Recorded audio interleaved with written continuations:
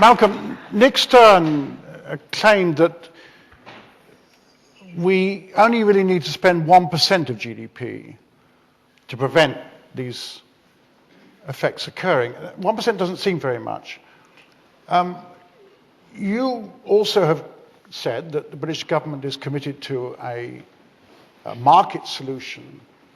I mean, the issue is whether you can leave it to private industry alone. And my sense is that John Brown says no, that there has to be government investment. And he says there are certain quite key leadership challenges here that you have to overcome if there's to be a proper partnership with the business sector. And my first thought, but it's too cynical, is that every public policy arena I've ever been involved in, whether it's healthcare or community care or housing or educational skills, there's always someone who said it only takes 1%, of GDP to sort out the problem. These things have a habit of adding up. But I subscribe to the view that we're not going to save the planet on the cheap. This is an expensive business. It requires revolutions in a number of fields. We haven't mentioned it, but in housing, for example, one of the big issues now is that the government has set a target that by 2016, we will only allow in Britain houses to be built if they are zero carbon. Now, what does that mean? Conceptual issues there, but certainly it's going to involve a revolution in terms of house building and bringing forward of renewables and a new kind of energy system. So we're going to need a series of revolutions in terms of the economics of this, the crucial point about carbon markets, cap and trade schemes, the development of the emissions trading scheme is absolutely vital here as the key economic tool. I'm encouraged by the fact that certain states in the US of A, certain provinces in Canada are developing this kind of market approach. But in global terms, it's still relatively early days. Much of what the government needs to do is facilitating. Lord Brown mentioned planning. Planning is a huge obstacle. It can take a decade or more for an idea about a new bit of energy infrastructure to actually come into being. That's why before Parliament at the moment there is a planning bill to try to move things forward in a much faster way by setting up a body which will be known as the Independent Planning Commission, for example. However, government has a more direct role to play. We do spend money. We initiate schemes that help incentivize renewables. We have a marine deployment fund, for example, to bring forward this very interesting and potentially increasingly important technology around tidal and wave power. But it's a new technology. It needs R&D funding from government, the research councils. It needs a deployment fund, which we have in place. So we do need to spend money, as well as simply encourage the market to do the right thing. But can I say on political leadership? I mean, I think, at the risk of being really diplomatic here, I think we're not in a bad place, that there's almost a competition going on now between our major political parties about who is the most green. And that can be a bit irritating as a partisan person myself. But I think looking at it in a more mature way, that's not a bad place for us to be. And I think it's a more mature place than some other democracies are at the present time. Do you want to come back on that? I'd like to say, I think the UK is actually taking an interesting leadership position here. We could come back to that and ask ourselves how you could really pull that through to make a real difference to the rest of the world. Because while we're a very important nation, we're not the major emitters of carbon into the atmosphere. It's a minor part of the problem. I think 2 points. One on costs. I'm very struck that I was actually reminded the other day that I was at a meeting in Cambridge in the early 60s. I was a teenager, and I was invited to that's good to know, incidentally. I was invited to a meeting on automation.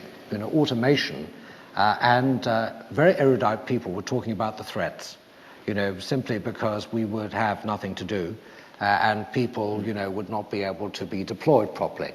And there were many theories about that. And actually, we have to sort of look at what happened today, and we know what a load of nonsense that really was. because it was an all other things being equal argument. I think modelling the cost-benefit of climate change, even Nick Stone would say, is very, very difficult indeed.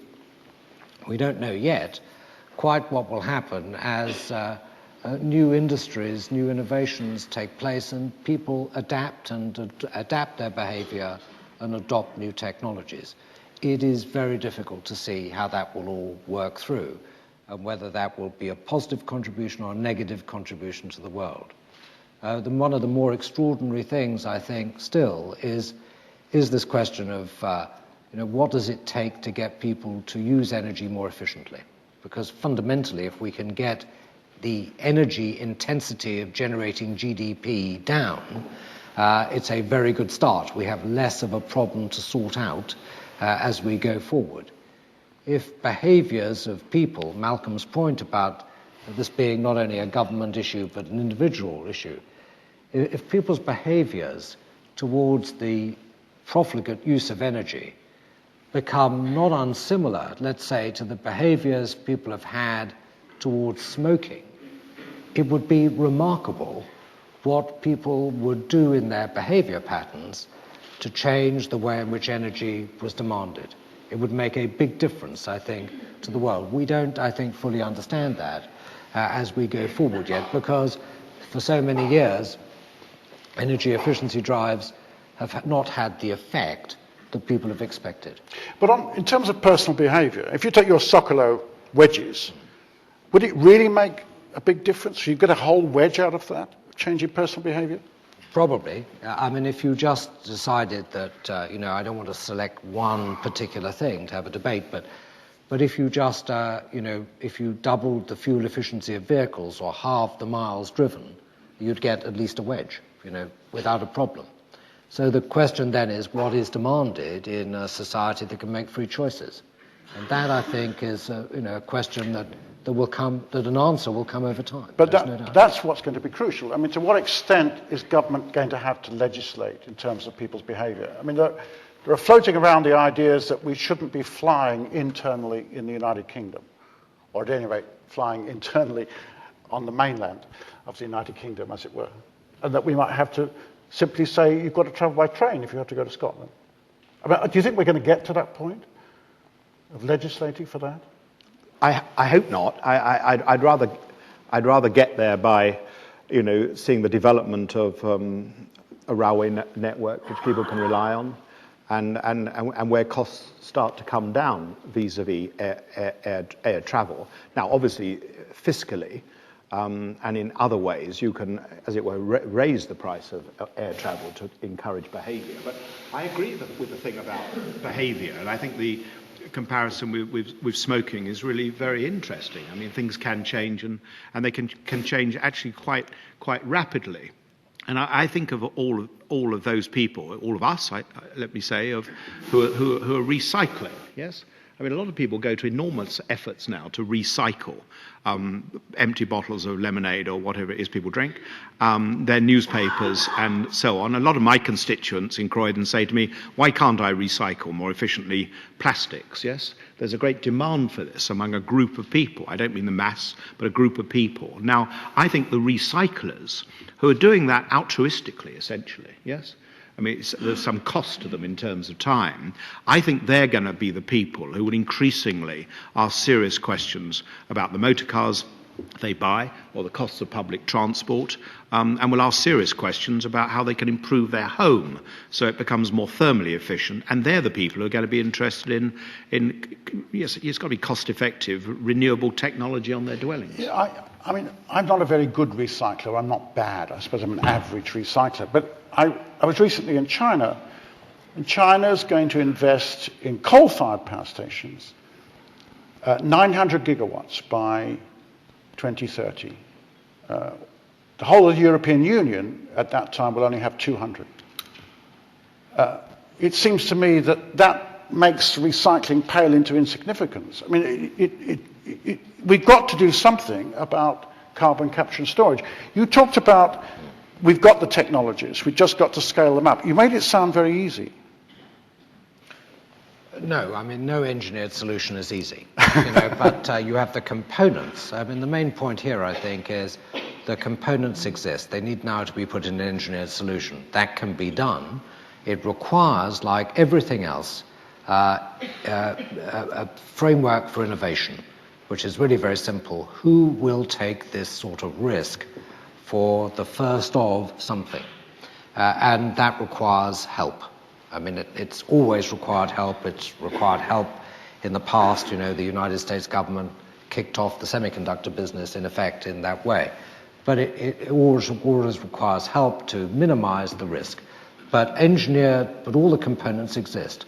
So for CCS, we just got to do it, and we've got, I think, to understand, the day-to-day issues of making it work consistently and monitoring the impact. A lot of these technologies, it's stunning what's happening. For example, solar technologies generally, whether thin film or solid silicon-based, every time the output doubles, the costs come down by 25%. That's not just manufacturing economies of scale, it's something to do with technology improvement. We have technologies now that can concentrate the sun. I'm just picking solar for one example, that a few years ago clearly couldn't happen because we couldn't deploy the mirrors and things like that at the sort of prices that we can do today. Now, none of that's competitive, unless, of course, you put all energies on a level playing field, which is where the market needs to be adjusted, since all markets are simply constructions of regulations. That's what a market is in the modern life. They need to be constructed so that carbon is priced. Then they'll compete very well. And do you think the plans at present that are coming through in the energy bill and the climate change bill will do that? And I'll ask you the same question. Yes, I do. I think my score would be slightly higher than Lord Brown's on the energy policy. But yeah, I mean, so my view is this. I think so. I think yes. There's a whole suite of legislation going through at the moment. It's a lot. It's about planning. It's about energy. It's about renewables and climate. So long as everything is consistently applied, and I think the important thing here is sort of setting a path and getting on with it, and not moderating it because of daily tactics. So long as there's a real intent that it's wired in, that it's going to happen, then it will be a very good leadership package to demonstrate to other people what has to be done. And a lot has to be done. As I understand it, we're going to be part of the European trading scheme, but we're also setting our own carbon caps on a 5-year basis, is that right? I'm not quite clear how that all works together. Well, we're signed up to European targets, right, in terms of reducing carbon dioxide emissions, but we've been rather ahead of the game here. And as I think I may have said in the speech, we're the first country in the world that is currently legislating before the Parliament, to impose these targets on ourselves. Looking ahead to 2050, 60% CO2 reduction against where we were in 1990. We've rather hinted that if the evidence is there, the advice is there to go for 80%, we'll go for 80%. Well, that's a huge revolution. You can argue about 60 or 80 or 90, but this is a huge revolution. And we're putting that in UK statute. And we're setting up an independent commission under the chairmanship of Lord Adair Turner to give us 5-yearly targets to reach 2050. And you think that the European caps that will be created, which we will then translate for individual industries in the UK or groups of industries, you think that's what will work?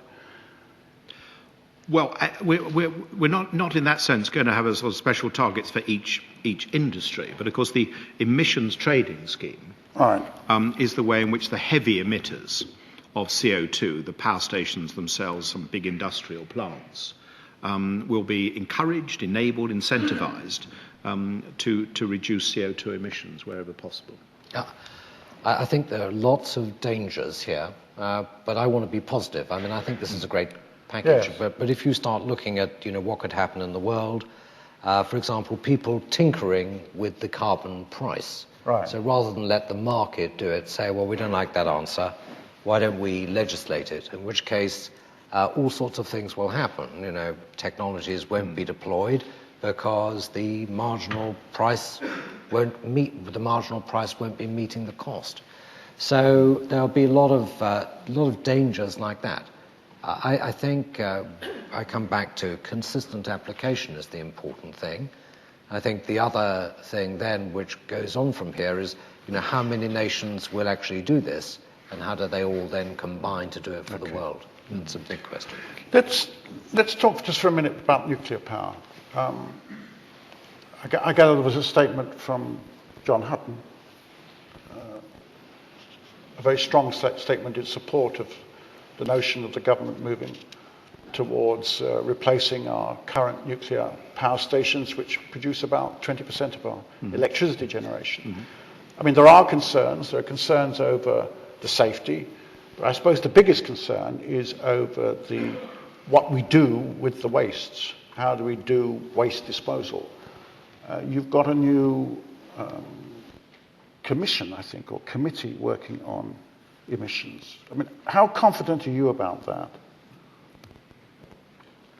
I am confident about it. I mean, I only hesitate because, if I could truly believe that there was an easy way of achieving our objectives in terms of security of supply and climate change, I would go for it, of course. If I could truly believe, as many organisations argue to me, that more energy efficiency, more renewables would kind of do it, I would say fine, that would be pretty easy. But I can't put my hand on my heart and say that that's a logical position.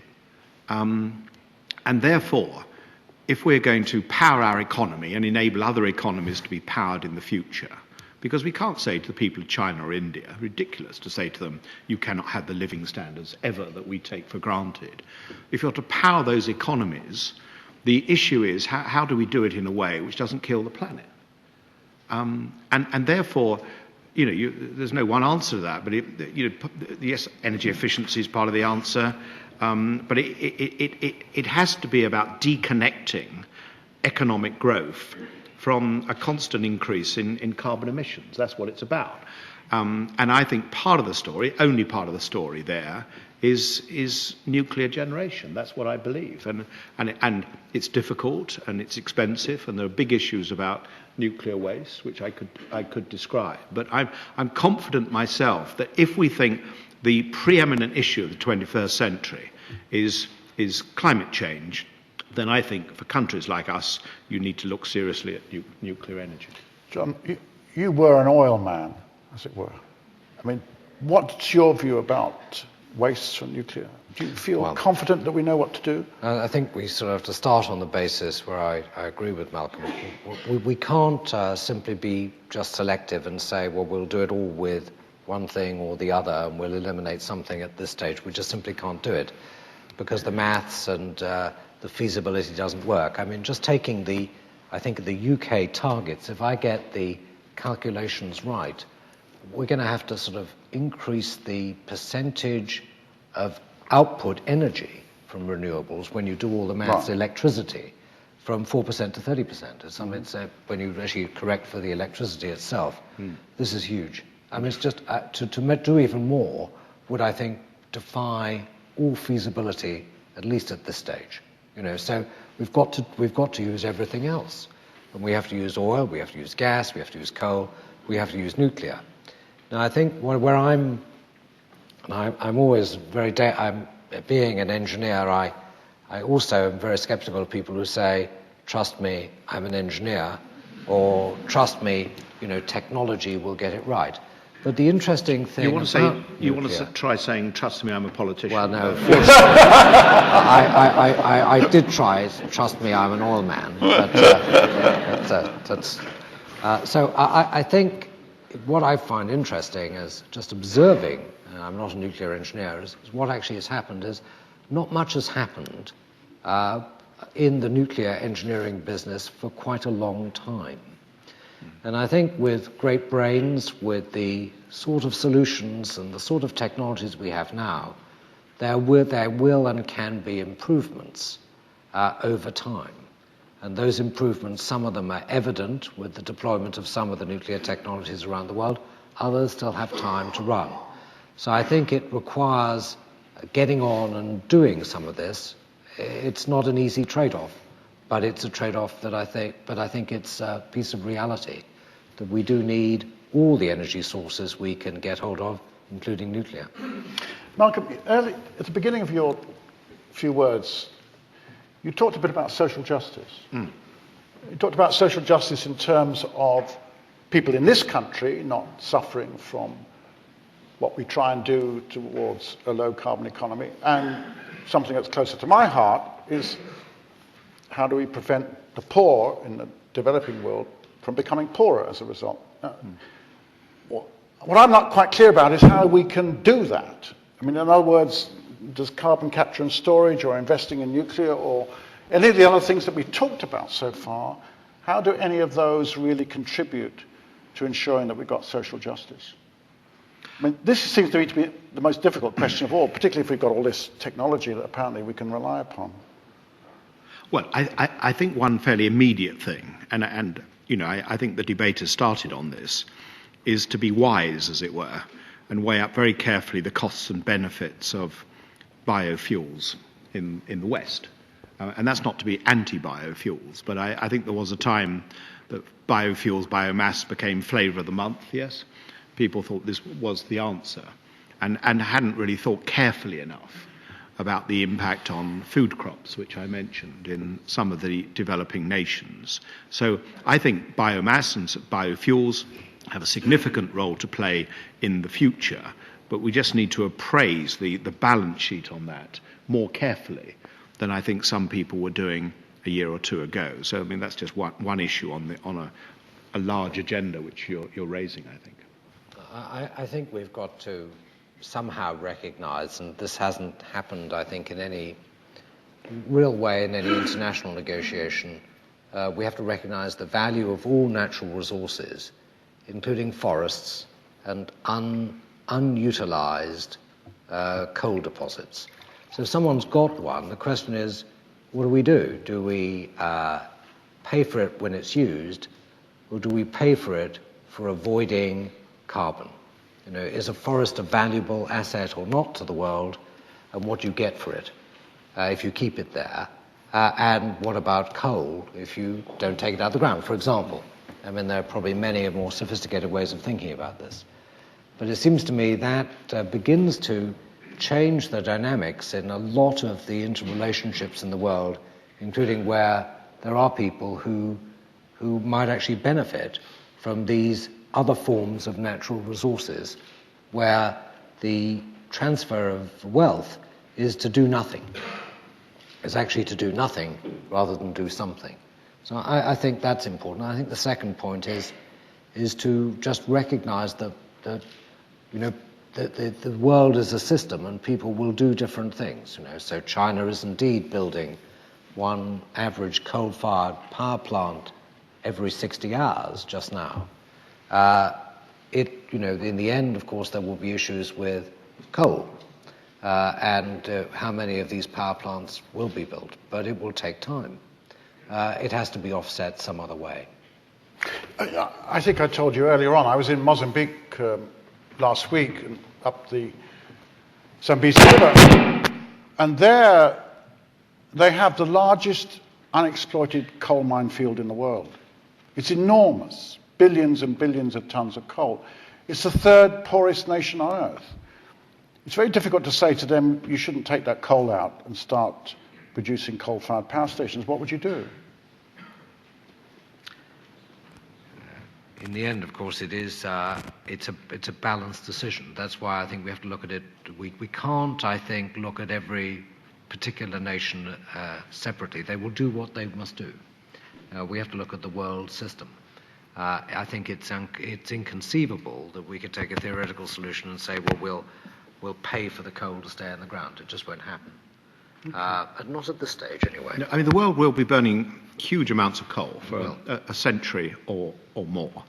And as Lord Brown says, it's up to those nations to make those decisions. But we cannot say to them, thou shalt not burn coal. And therefore, back to what we were discussing earlier, the technology surrounding clean coal, carbon capture and storage is absolutely vital here. Now, when I first became Energy Minister, my civil servants took me on one side and said, Minister, you'll hear about all sorts of technologies. Your job is not to become enthusiastic about any one technology. And I've largely obeyed that, particularly when in questions and answer sessions, I haven't understood what they're talking about, because there are some weird and wonderful technologies around. But the one I have become enthusiastic about is carbon capture and storage, because as far as I can tell, it's the only show in town if we're to square the circle between the world burning all the fossil fuels, which I noted in my speech, over the next century, and saving the planet. I mean, it's more or less the only technology in town. Now, this is very difficult because currently it's hugely expensive. And as Lord Brown said, we know scientifically and from the engineering that it can be done.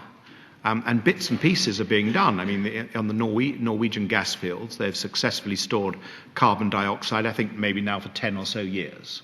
Geologically, it's behaving properly, which I think in layman terms means it's still down there. They monitor it very carefully. But no one has ever built the new coal power station, successfully stripped out the CO2 from it, transported it to a safe location, and then stored it safely. I mean, in Britain, it would be somewhere in the North Sea in the depleted oil and gas reservoirs. But I think all the evidence is it can be done. Our demonstration project will, I hope, demonstrate that. But it's expensive at the moment, because actually there's no commercial reason, at the moment anyway, to do this. Now, we're going to spend probably hundreds of millions of pounds as a government on one demonstration project. Now, going forward in the future, how will we afford these things? Partly, I think, with the emissions trading scheme developing a good price for carbon, that incentivises it. I don't think it's the whole answer. My guess would be that at some stage in the European Union, I'm not predicting when, the European Union will simply say you cannot build fossil fuel power stations without CCS technology. Indeed, we're about to consult on whether all power stations in the future should be capture ready and what that means. Ultimately, the customer will pay for this technology. But at a time when oil, gas and coal prices, fuel costs generally, are rising very dramatically across the world, this will add to the cost still further. Well, I think, several things. This is an interesting piece of behavior. So in the United States, it's really quite difficult to build a coal-fired power station at the moment. And you'd think, well, that's unusual. Why is that in the United States the issue? The answer is uncertainty about the cost of carbon. And people aren't sure quite what's going to happen. And so it's having an automatic effect here. It's going to increase the demand for natural gas imported into America, which will cause some other issues. I think CCS, first does need proper engineering, and that means it needs a lot of engineers as well. And I say that as President of the Royal Academy of Engineering. It's a very important engineering challenge. It's not a scientific one. Secondly, it does require a high price for carbon, and people variously bandy around anywhere between $60 and $100 a ton. So I always ask myself, what does that actually mean? So I think the price of a litre of petrol has gone up by about 17 pence, I think, in the last year or so. If carbon was priced at $100 a ton, petrol would go up by 10p a litre. So it's actually less than the increase in petrol prices because of the oil price. So I say it's a matter of balancing all these things. Of course, it's very difficult to say to people things will be more expensive. It's good for you. But actually just look at the proportionalities here and ask yourself what blend of things could produce a very different result to the world. I guess there are two concerns. One is the length of time this may take. We don't have that time. And second, again, is the question of social justice. To what extent are these prices going to impinge in terms of heating on poor people in this country?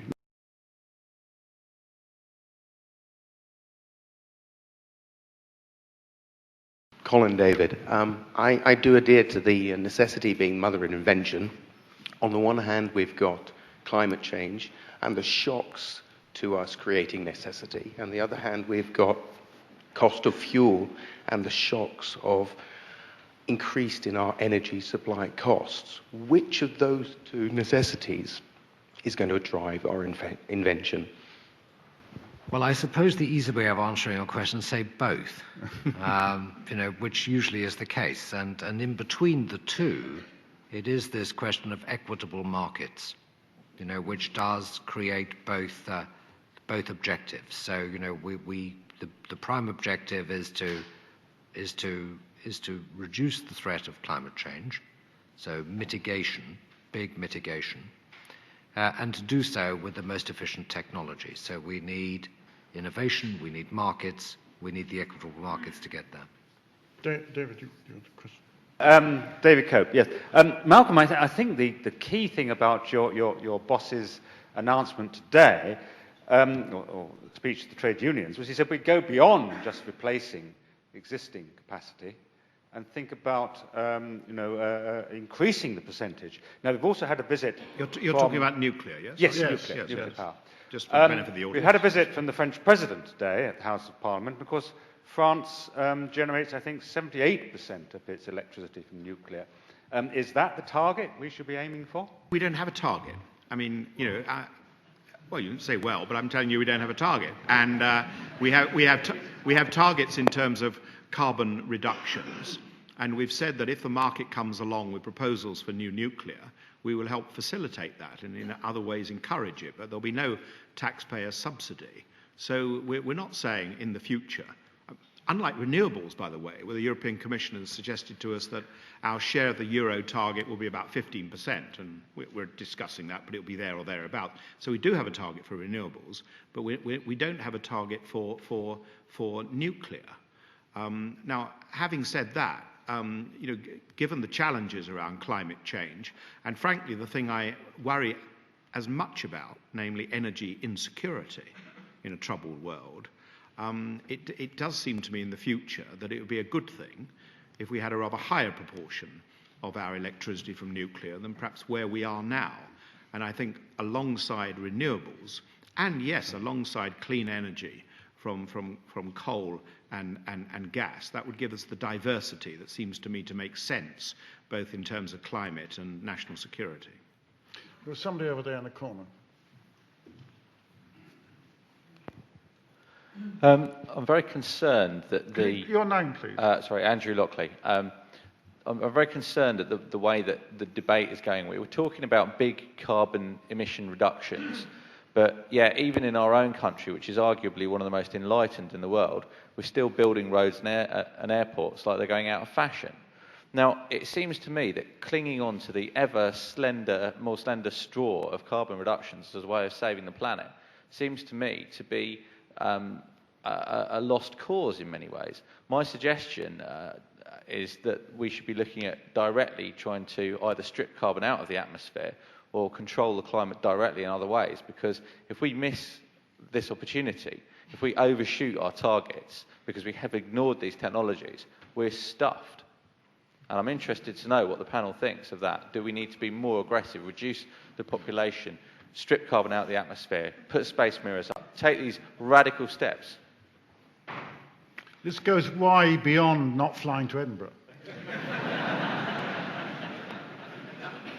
I think I'd say that technologies for renewable energy and more efficient energy utilization are with us today. These technologies you talk about are not. I think very difficult. These geoengineering ideas have been talked about a lot. They are very complicated. I have no idea whether they'll work, and some of them certainly have one chance, and if it doesn't work, then you've made it worse. Sulfide droplets into the atmosphere, fast-growing algae covering the oceans. There are plenty of ideas being generated by all sorts of people. I hope they're just the substance of debate.